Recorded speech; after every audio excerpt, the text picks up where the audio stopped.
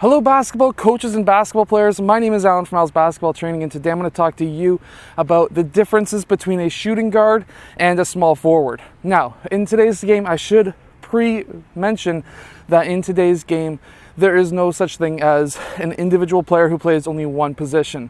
We're going into a time where it's called positionless basketball, where if you're a shooting guard, you could be also playing small forward, power forward, and maybe even point guard. I was almost ahead of my time when I went down to the NBA Development League because I was what was considered a swing guard, which means I was a point guard / shooting guard when I went down there. I was a lot lighter than I am today. Now, going down from there, shooting guard versus small forward, I'm going to go over the historical idea of what it used to be and now what it is used for today. Okay, so historically, back when I was growing up in basketball, the small forward was a player who would slash and cut towards the rim and throw down some nasty jams. Meanwhile, the shooting guard still did cut every once in a while, but he was more designated. Just exactly what his name complies and what his name says is he's a shooting guard. So he needs to be your three-point specialist. He needs to be like your Larry Bird who can jack up your shots and make them consistently. He has to be like your Ray Allen who can consistently hit those shots. And players like Green, who played for the Raptors last year, who can hit those three-point shots very, very consistently. However, the small forward, he was the one who was generally 6'6" to about 6'8", 6'9", who could slash towards the rim, be strong enough to battle against the big players who are trying to block his shot or his dunk. Meanwhile, the shooting guard was somebody who was between 6'3" and 6'7", who was able to consistently knock down those shots.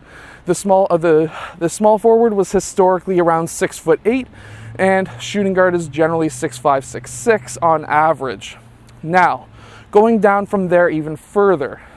Later on in this video, I'm going to be breaking down different moves that you can use if you're a shooting guard or a small forward in today's game that can help you score more points. But first, we're going to be going down to the idea behind positionless basketball. I get tons and tons of questions about, I am 5'11" in grade 8, what position should I play? Well, it does kind of come down to what your coach is thinking that you're going to be playing. But also, it's a positionless game these days. And what does positionless mean? It means that if you're a center, you could also be able to defend and play point guard as well. So there's no set positions on court. And we're getting closer and closer and closer to being able to do that. We're getting players who are like Zion Williamson, who is 6'5", 6'6", who is massive, 280, 290 pounds, who can drive and cut towards the rim and still have a pretty good three-point shot. Now, he historically would have been a very strong point guard. I mean, not point guard. What am I saying? Power forward. He historically would have been a very strong power forward. Somebody like Charles Barkley.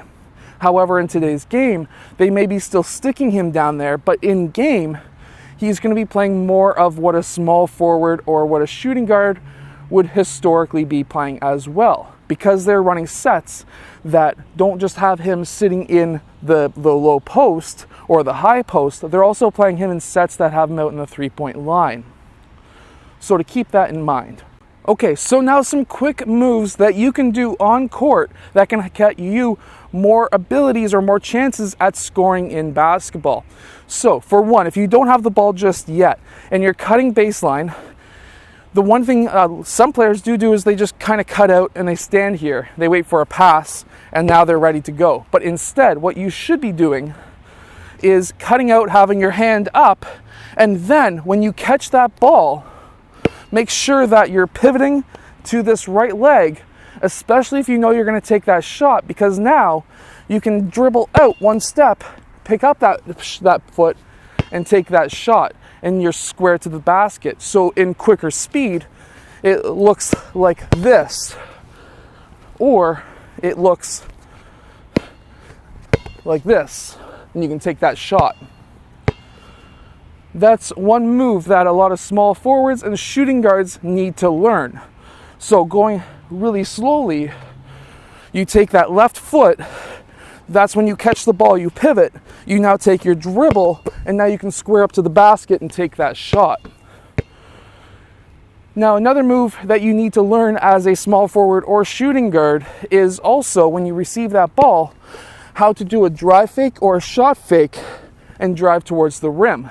Now, a perfect drive fake is when you really pivot right into that fake. Like if you're actually going to go and dribble in that direction, you're going to fake. If he takes a step in that direction, you pick up that foot you originally faked and you pick it up, you bring it over, you dribble with your left hand.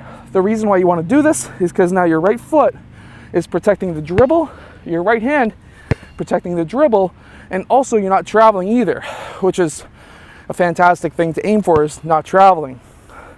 Now, when you do your shot fake, what you want to do, and what 99% of players do not do, is when they do their shot fake, they're just going like this.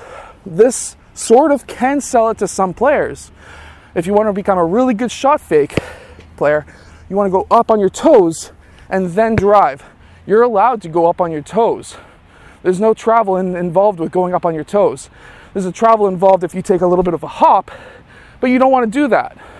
You want to get that ball up on your toes and then back down and drive. That is what creates a very good shot fake in basketball.